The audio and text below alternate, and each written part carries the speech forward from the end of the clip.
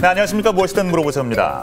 우리 한국 사람들의 평균 수명이 81세라고 나오죠. 그런데 정작 건강 수명은 70세라고 산정이 됩니다. 이게 무슨 얘기냐 하면은 우리 인생에서 거의 11년이라는 세월을 온갖 질환을 다 겪으면서 고통 속에 살아야 된다. 이런 말씀이죠. 그런 말씀을 들으니까 꼭 오래 사는 게 꼭 좋은 것만은 아니구나라는 생각도 들어요. 그래서 그렇죠. 유병장수를 하느니 무병장수할 수 있도록 오늘은 수명을 줄이는 습관 또 늘리는 습관에 대해서 자세하게 알아보겠습니다. 네, 소의 생활 습관으로 예상되는 수명을 한번 짚어보도록 하겠습니다. 교수님 좀 알아볼까요? 네. 지금 평균 81세, 즉 남자는 한 78세, 여성은 84세 정도 된다고 하잖아요. 네. 근데 이것이 보통 보면은 한 10년이 지나면서 한 5년 정도가 계속 증가하고 있습니다. 예. 그래서 이제 미래 예상 수명을 저희가 87세로 일단 기준을 잡았는데 그것은 87세. 현재 평균 수명에 앞으로 향후 더 증가할 것을 가정을 해서 87세를 잡고 예. 말씀하신 것처럼 이렇게 낙관성 또는 이런 이제 장수가 하는 가족력 그리고 계속 몸을 움직이는 운동 습관과 뇌 건강 그리고 식습관, 담배 이런 6가지 것들을 가지고서 한번 계산을 해보겠습니다. 네. 누가 해보실까요? 예, 네. 제가 한상환님께서 그러시면 자 보십시오. 다 같이 한번 해볼게요. 네. 낙관적이신가요? 스트레스를 주는 일들은 잘 잊어버리시는. 낙관적인데 잊지는 못해요, 스트레스를. 계속 이렇게 좀 잔영이 남는다. 그렇죠. 네. 예. 그러면은 자 87세에서 5년을 빼겠습니다. 82세. 네. 자, 두 번째. 집안에 90세 이상 장수하신 분이 계시는지 있습니까? 92세. 그러면은 92세. 10년을 더하겠습니다. 그러면은 다시 92세로 가는 거죠. 네. 그다음에 하루에 30분, 일주일에 3일 이상 운동을 규칙적으로 하시나요? 한 20분 정도로 서너 번 정도는 합니다. 네, 일주일에. 그럼 그럼 일단 아닌 걸로. 아닌 걸로. 아이, 뭐 애누리가 있는데 당연히. 좋습니다. 그럼 규칙적으로 운동을 하시는 걸로 치고 5년을 더하면은 97세. 예. 그다음에 머리 쓰는 일을 정기적으로 하시죠. 예. 네, 그러면은 네. 97세에서 102살. 102살. 그다음에 자신을 날씬하게 해주는 식습관 어떠신가요? 그건 아니신 것 같아요. 네, 잘 아니에요. 드시잖아요. 네. 7년을 빼겠습니다. 95세. 그럼 95세. 예. 담배는 피우시나요? 피웠다 그럼 피운 거죠. 피운 거구나. 네.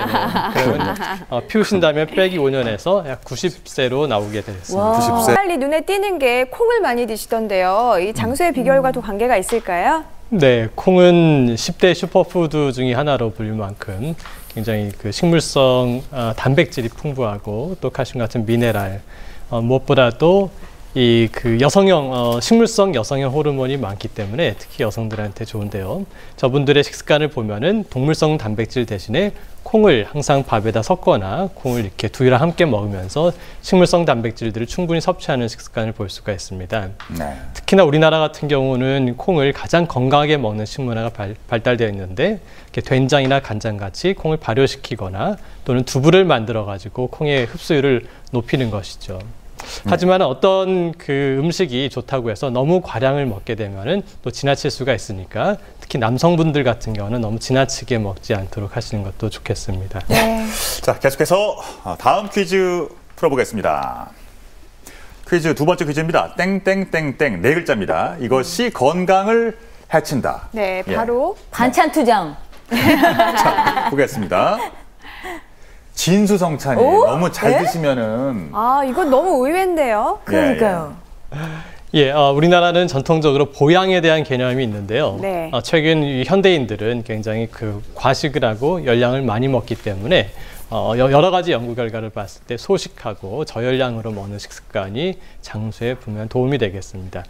아유, 소식 말이 쉽지요. 그게 어디 뭐 말같이 쉽나요? 근데 이 방법을 가르쳐 주셔야죠. 뭐 소식만 해라 이렇게 하고는 안 될 것 같아요. 네.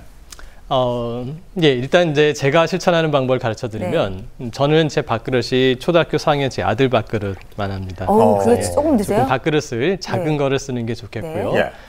그다음에 이제 적게 먹더라도 우리가 포만감을 유지하기 위해서는 이런 채식과 통곡 위주로 먹는 게 좋겠습니다. 그리고 이 간을 너무 맵거나 짜게 하게 되면은 그게 짜니까 또 밥을 많이 먹게 되기 때문에 저 같은 경우는 반찬에 간을 거의 안 하고 먹습니다. 재료를 그냥 그대로 거의 먹고요. 그다음에 이제 이 식간에 물을 충분히 먹어서 그 포만감을 유지해 주는 것이 소식을 유지하는 데 굉장히 도움이 되겠습니다. 네. 예. 교수님들의 습관은 어떤지 또 이제 장수 쪽으로는 다들 이제 많이 알고 계시잖아요. 어떤 습관 갖고 계세요?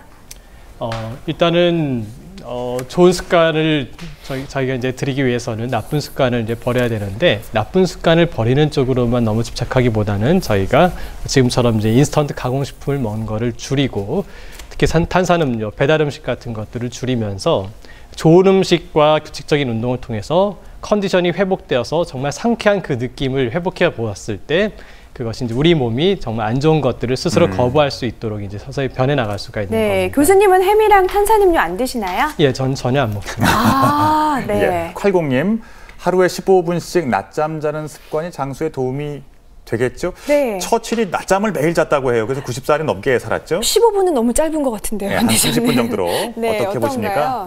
네.